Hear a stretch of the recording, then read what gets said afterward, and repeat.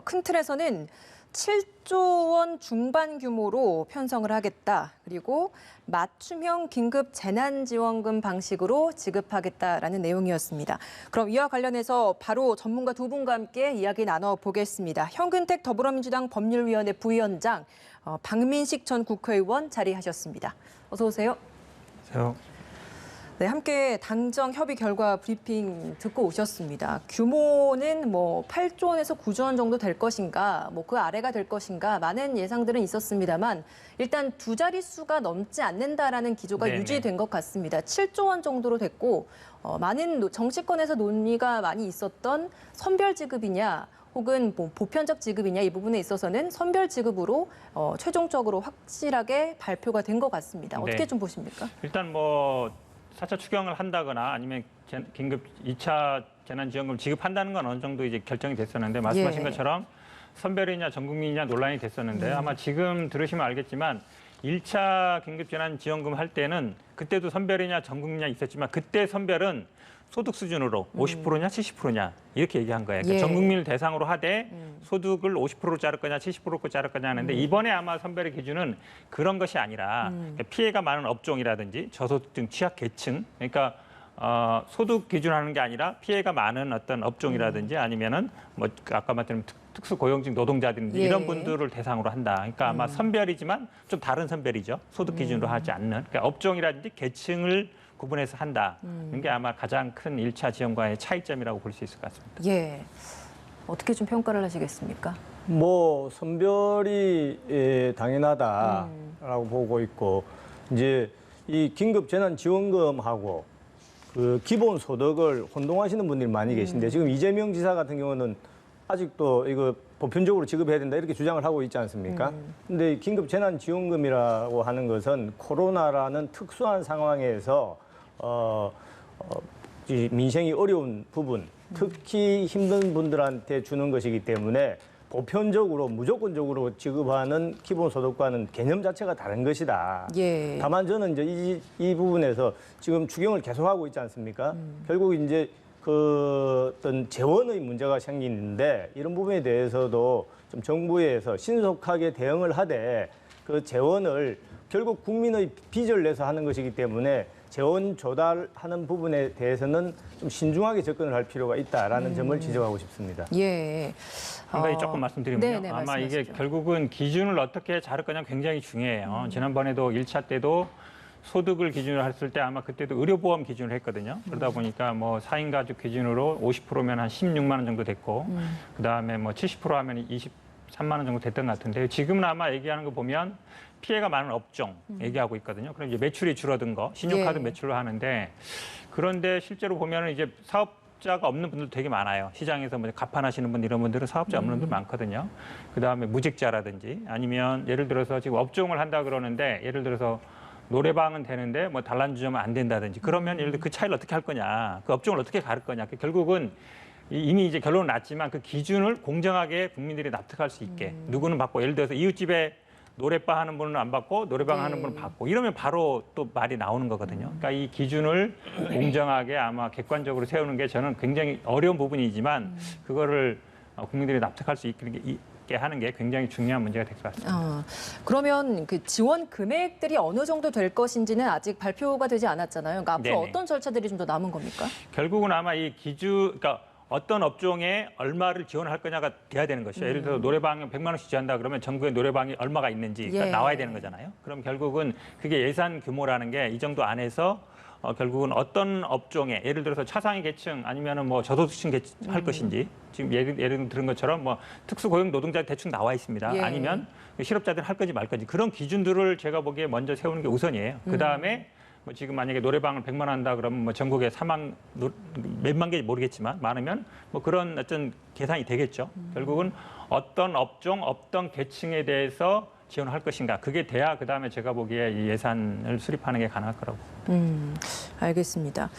앞서 잠깐 언급해 주셨던 그 이재명 지사 오늘 이 전국민 지급에 대해서 이제 부분적인 수용 부분적인 지급을 하는 부분에 있어서 수용하겠다라는 입장을 밝히긴 했습니다. 하지만 그 뒤에 붙었던 표현들이 좀 의미심장한 표현들이 있지 않았습니까? 문재인 정부와 민주당을 향한 국민들의 원망과 배신감이 불길처럼 퍼져나갈 것이다. 어떤 의미로 좀 해석을 하셨습니까? 뭐 결국에 이제 이재명 지사가 현 집권 여당 쪽에 유력한 대권 주자 중에 한 분 아니겠습니까? 대권 주자로서의 그런 독자적인 행보, 차별성을 부각하는 것이다. 결국 이분은 이제 정치인이기 때문에 본인 스스로의 철학 같은 것을 이제 메시지를 국민들한테 전달하는 것이고 그 과정에서 오늘 표현이 상당히 이제 셌죠. 그러니까요. 결국에는 이제 본인이 대권을 잡기 위해서는 뭐 어떻든 문재인 정부하고 각을 세울 경우가 생기더라도 결국 본인의 길을 갈 수밖에 없다는 그런 이제 표현 아니냐. 뭐 상대적으로 이제 그 이낙연 본인의 경쟁자인데 잠재적 경쟁자인데 이낙연 의원은 상당히 좀 온화하고 또 어떻게 보면은 문재인 정부와 같이 가는 길인데 네. 거기에 비해서 이재명 지사는 좀 독자적인 그런 행보를 이제 슬슬 보이는 것 아니냐 그런 생각을 하고 있습니다. 예. 근데 사실 이재명 지사가 그동안 이런 정책적인 논의 단계에서는 치열하게 토론을 네. 하겠지만 최종적으로 결정이 되면 당원의 한 사람으로서 문재인 정부의 성공을 위해 돕겠다. 뭐 이런 의지를 표현하지 않았습니까? 그 차원에서 이것도 뭐 의견을 수용하겠다라고 하면서도 왜 뒤에는 이런 말을 붙였다고 보세요? 그러니까 저도 좀 의문이에요. 지금 말씀하신 것처럼 말이 좀 세죠. 문재인 정부와 민주당에 대해서 배신감이 뭐 불길처럼 번진다. 그러니까 평소에 물론 이제 말을 좀 세게 하시는 건 맞지만 그래도 저는 적절하지 않다고 봐요. 그러니까 말씀하셨거든요. 그러니까 이 당론이 정해지기 전의 과정에서는 내 의견을 제시하겠다. 예. 뭐 다 알고 있지 않습니까? 이낙연 대표 같은 경우에는 어쨌든 선별로 가자 그랬고 이재명 지사는 결국은 전 국민 가자 그런 건데 뭐 본인의 존재감을 키우고 뭐 이런 건 좋지만 그래도 어느 정도 의견이 모아지면 그리고 뭐 아쉽다든지 아니면은 뭐 당연상하기 어렵다.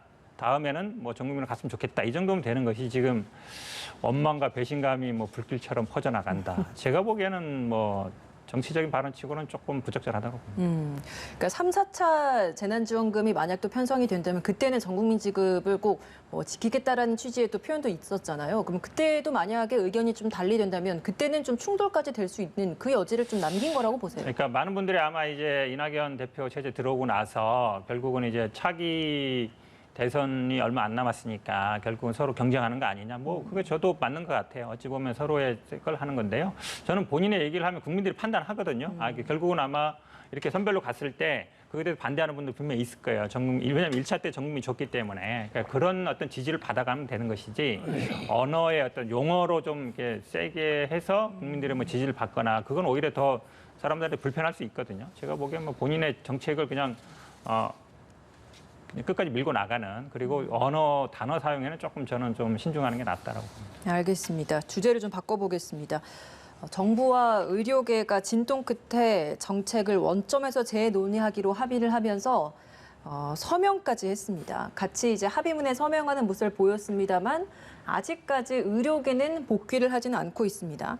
근데 당내에서 이런 이 합의문 도출 과정을 두고 과감한 양보였다라는 의견이 있는 반면에 백기투항이다 이런 의견도 있는 것 같아서요. 두 분의 의견은 어떠신지 좀 여쭤보고 싶습니다. 먼저 의원님 좀 어떤 생각이신가요?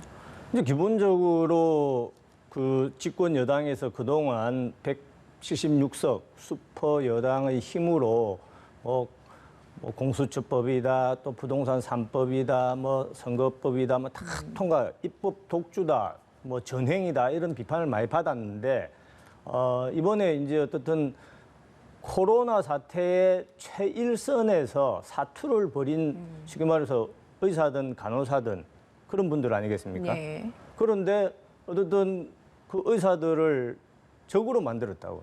여론이 이 집권 여당에 좋을 수가 없는 것이죠. 특히 그 과정에서 의사와 간호사를 갈라치기 했다. 그래가지고 또 한 번 홍역이 있었지 않습니까? 그런 측면에서는 뭔가 앞으로도 또 다른 그런 이익단체들이나 다른 뭐 파업이다 이런 일이 언제든지 생길 수가 있어요. 근데 그런 경우가 생길 때마다 176석을 가지고 있으니까 무조건 우리가 입법으로 해결하겠다라고 하면은 이 정권의 쉽게 말해서 내리막을 촉발시킬 수밖에 없는 것이거든요. 예. 그래서 그런 측면에서 좀 정무적으로 저는 판단한 것 아니냐. 결과적으로 잘 된 거죠.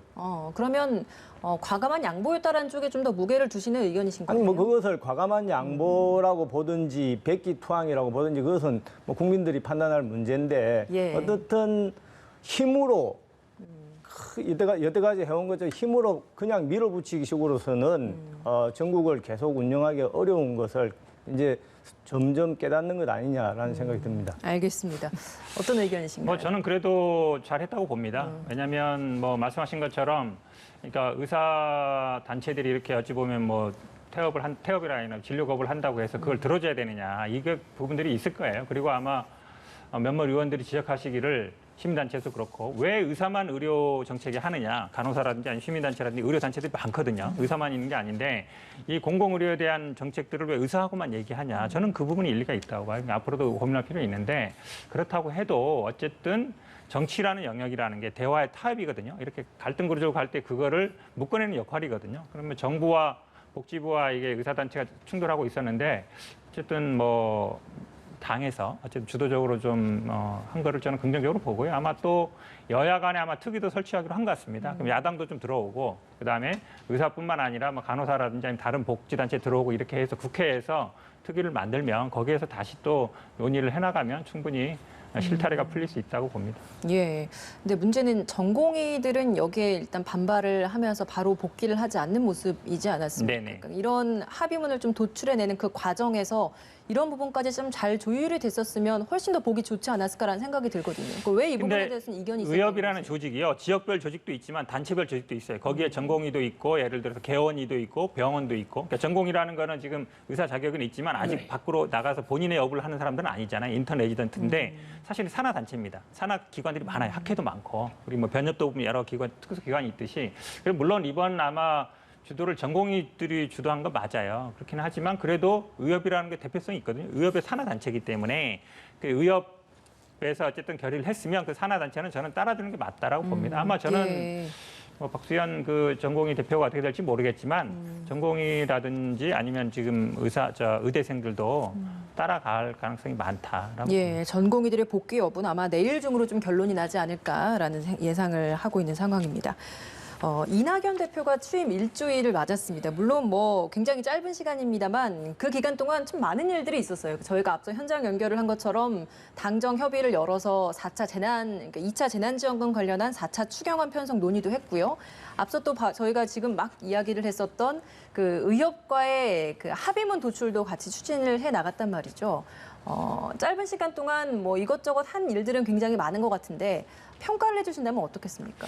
일단은 정치력 복원을 좀 한 건 맞아요. 그러니까 그 전에 이제 이해찬 대표 같은 경우에는 총선 승리, 재집권 이렇게 큰 틀에서 일단 본인이 정치를 계속하는 게 아니기 때문에 어쨌든 큰 그림을 많이 그렸는데 이낙연 대표 같은 경우에는 본인이 일단 나가야 되잖아요. 내년 3월까지인데 한 6, 7개월이거든요. 성과를 내야 돼요. 어느 정도 정치력을 복원해야 되고 그리고 어쨌든 본인이 대권 주라 나가는 거기 때문에 국민들의 여론이라든지 아니면 어떤 그 성과라든지 아니면 당내 이런 문제를 신경 안 쓸 수가 없는데 저는 뭐 그런 면에서는 긍정적이다. 어쨌든 뭐 전 국민이냐 선별이냐는 당내 여론 뭐 약간 이견이 있었지만 그래도 본인의 소신을 밀고 가는 것이고 특히 이제 이 의료계 파업 이 부분도 진료 거부죠. 이 부분도 뭐 정리한 거기 때문에 어쨌든 정기국회에서 성과를 많이 내려고 할 것 같은데요. 근데 저는 이 공수처를 어떻게 할지 좀 지켜볼 필요가 있을 것 같아요. 그러니까 지금 같은 스타일이면 약간 중도적 약간 이런 식으로 가면 공수처 부분은 어찌 보면 여야 합의 전제로 갈 수도 있는데 그런 부분은 조금 더 신경을 써주셔야 될 것 같습니다.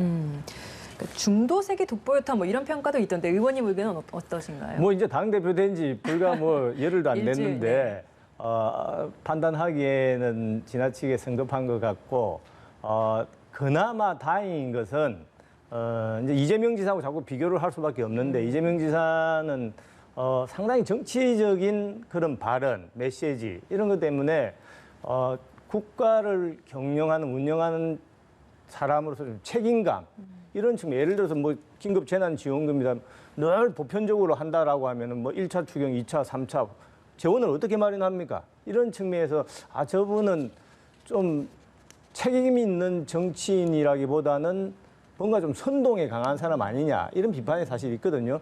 그런 측면에서 보면은 이낙연 대표가 지금 이제 이 재난지원금 문제다, 또 의료계와의 타협이다, 예. 이런 측면은 뭐 상당히 합리적인 또 방금 말씀하신 중도 실용적인 그런 대답을 내놓아서 그나마 좀 다행이다 이렇게 생각을 하고 있습니다. 알겠습니다. 앞으로 또 많은 일들을 또 해나가야 되기 때문에 차차 저희가 이 문제는 또 다뤄보도록 하겠습니다. 지난 4월 총선 당시에 재산 신고를 잘못했다라는 의혹을 받고 있는 조수진 의원 관련된 이야기를 하겠습니다. 당시에 11억 원의 재산을 허위를 신고했다라는 건데 조수진 의원 차원에서는 직접적인 해명을 내놨습니다. 실수였다. 그러니까 혼자서 다 해내다 보니까 생겨진 실수였다라는 입장인 것 같은데 의원님은 어떻게 좀 보십니까? 아니 이거는 저는 뭐 조수진 의원의 해명을 좀 예. 우리가 긍정적으로 볼 필요가 있다. 저도 재산 신고를 많이 해봤습니다만은 우선은 재산을 허위로 신고할 때 거기에 따르는 뭔가 실익이 있어야 됩니다. 근데 이분은 이제 비례대표 국회의원이지 않습니까? 그러니까 지역구에 선거에 나갈 때 예를 들어서 재산이 너무 많으면은 내가 표를 받기가 불리하다. 그래서 재산을 은폐하거나 숨기는 경우가 가끔씩 있어요. 근데 비례대표는 사실은 그럴 이유가 없는 거죠. 두 번째는 이제 이분이 재산 신고를 신고할 때 한 이틀 정도밖에 시간이 없어요, 보통. 그러니까 사실 맨 처음에 이제 국회의원 재산 신고한 사람은 저도 해봤습니다만은 서류가 엄청 많습니다. 범죄 경력 조회서다 모든 계좌를 다 훑어봐야 되고 이래서 여기에 대해서는 누락이 생길 수밖에 없고 나중에 이제 국회에 들어오면은 공직자 재산 윤리위원회가 있습니다. 거기에 정정 신청을 하게 되어 있습니다. 그리고 저는 좀 의아하게 생각하는 것은 예. 언론 보도를 보면은 지금 조수진 의원 이외에도 지금 집권 여당의 김홍걸 의원이다 또 양정숙 의원은 지금 집권 여당이 아니죠. 다른 의원들도 비슷한 사례가 많이 있어요. 보니까 5억이다, 10매덕이다, 조수진 의원보다도 많은 경우가 있는데 왜 꼭 집어서 조수진 의원만 마치 재산을 은닉해서 신고한 것처럼 이렇게 보도가 나가는지 약간 의아하게 생각합니다. 기본적으로는 비례대표 국회의원의 경우에는 물론 그것도 철저하게 해야 되지만은 그것을 숨길 만한 실익이 적다. 그런 점이 지역구 국회의원하고 차이가 있는 것이죠. 그러니까 해명은 해명대로 들어줘야 한다. 아니 어떻든 조만간에 최종적인 해명이 나올 겁니다. 아마 정정 신고를 하게 되어 있습니다. 예. 알겠습니다. 한마디 하면요. 아마 저는 저도 이분하고 방송을 여러 번 해봤는데 아마 자초한 면이 좀 있다고 봐요. 이분이 다른 사람에게서는 굉장히 냉정하게 얘기를 많이 했어요. 특히 조국 장관이 있을 때 저도 방송을 많이 했는데요. 어떻게 부인하는 걸 모를 수 있냐 엄청나게 얘기를 하시더라고요. 근데 지금 보면 말씀처럼 사실은 이제 비례대표 나올 때는 자진 신고하는 겁니다. 근데 국회에서 재산 신고할 때는 다 조회를 해요. 국가에서. 조회를 하기 때문에 지금 11억 늘어나는데 그중에 받을 채권이 한 5억인 거고 예금이라 보험이 한 6억 정도예요. 물론 본인 건지 남편 건지 모르겠지만 생각보다 크죠. 왜냐하면 예금이라든지 보험 물론 그런 경우도 있습니다. 의원 등록하다 보면 부부 사이에도 오히려 모르는 돈이 나올 수는 있어요. 비자금 나올 수는 있는데 그러기는 금액이 크거든요. 그리고 본인이 그동안 다른 사람들의 재산 문제라든지 이런 거에 대해서 굉장히 엄중하게 얘기를 많이 했는데 본인에 대해서는 해명은 단순 실수다 하기 넘어가기는 금액도 좀 크고 좀 이례적이다. 지금 말씀하신 것처럼 부동산이 아니라 이런 다른 분들도 아마 해명을 할 것 같은데요. 예. 조속히 본인 스스로 해명하는 게 맞다고 봅니다. 알겠습니다. 다음 주제를 좀 넘어가 보겠습니다. 추미애 법무장관 아들 군복무 시절의 특혜 휴가 의혹과 관련해서 정치권에서 특히 국민의힘에서는 계속해서 의혹을 제기하고 있습니다. 특임 검사로 수사를 해야 한다라는 주장까지 하고 있는데 특임 검사까지 해야 될 사안이라고 보십니까? 저는 특임 검사보다 사실은 제일 좋은 거는 특검이죠. 근데 특검은 지금 176석을 가지고 있는데 여당에서 특검을 받아주겠습니까? 그러니까 어렵죠. 특임 검사와 특별 검사의 차이가 있는 거잖아요. 그것도 같이 좀 설명을 특별검사라는 해주시죠. 것은 법을 만들어야 되는 겁니다. 예. 그래서 사실상 어려운 거죠. 근데 왜 이 사건이 특검이다, 특임 검사로 가야 될 수밖에 없는 사안이냐면은 가벼운 사안이 아닙니다. 첫째는 다른 사람도 아니고 대한민국 법무부 장관이 개입했냐 하지 않았냐. 그것도 자기 자식의 문제 때문에 이것 때문에 가장 중요한 이제 쟁점이 될 수 있고 두 번째는 다른 문제도 아니고 우리 국민들이 가장 예민하게 반응하는 것이 병력의 문제예요. 우리 헌법에 병력의 의무가 있지 않습니까? 그러면 예를 들어서 휴가를 뭐 19일 갔다가 연장할 때도 누가 힘 있는 사람이 백 써서 시쳇말로 백을 써서 연장을 마음대로 했다라고 하면은 헌법에서 규정하고 있는 병력의 의무를 심각하게 훼손하는 거예요. 그래서 많은 젊은이들이 분노하고 있는 거 아닙니까? 그리고 실제 이것이 특임검사든 특검이든 조사를 했을 때 어떤 문제가 되냐면은 추미애 장관은 직권남용에 그대로 지금 말해서 적용될 가능성이 높아요. 두 번째는 아들은 본인은 군무이탈죄입니다. 그러니까 이게 법정형을 보더라도 상당히 무거운 죄다. 그래서 이것은 제가 만약에 집권 여당이라고 하면은 이 사안에 대해서는 지금 말해서 추미애 장관하고 냉정하게 손절을 해야 됩니다. 틀림없이 집권 여당이 엄청난 부담이 될 수밖에 없다. 그리고 추미애 장관도 여러 가지 부동산 문제다. 본인이 법무부 장관임에도 불구하고 국토부 장관이냐라는 비아냥을 들어가면서까지 그런 데까지 나섰다라고 하면은 이 부분에 대해서 속 시원하게 답변을 해야 되는데 며칠 동안 계속 침묵으로 지금 있지 않습니까? 알겠습니다. 특임 검사가 아니라 특별 검사를 도입을 해서 좀 더 철저하게 밝혀낼 부분은 밝혀내야 한다라는 입장이신 것 같습니다. 결국은 뭐 지금 말씀하셨는데요. 그러니까 당대표가 뭐 그 권한이 있는 건 아니에요. 결국 직권남용이 되려면 본인의 형식적인 권한 안에 들어와야 되거든요. 당대표가 무슨 휴가를 뭐 예를 들어서 휴가를 인정하거나 말거나 하는 권한이 없기 때문에 뭐 직권남용 말이 안 되고요. 오늘 아마 그 변호인 측에서 의료자를 공개했습니다. 처음에 아마 왼쪽 수술을 했다가 나중에 군대 가서 이제 오른쪽 무릎 수술을 했는데 그에 대한 진료기라는 걸 다 공개했거든요. 물론 이게 군대 왜 안 남아 있는지는 저도 잘 의문이지만 진료기로 공개했기 때문에 그걸 보면 될 것 같고요. 그렇기 때문에 뭐 근무 이탈이든지 특혜다라고 할 건 아닌 것 같고 말씀처럼 특임 검사는 이제 검찰의 비위, 검사의 비위 이런 걸 하는 거기 때문에 특임 검사는 안 맞고요. 지금 아마 저는 뭐 검찰이 수사 중이긴데 이걸 빨리 종결하는 게 필요하다. 저도 그렇게 보고 있습니다. 알겠습니다. 오늘 두 분 말씀 여기서 마무리 짓겠습니다. 오늘 고맙습니다.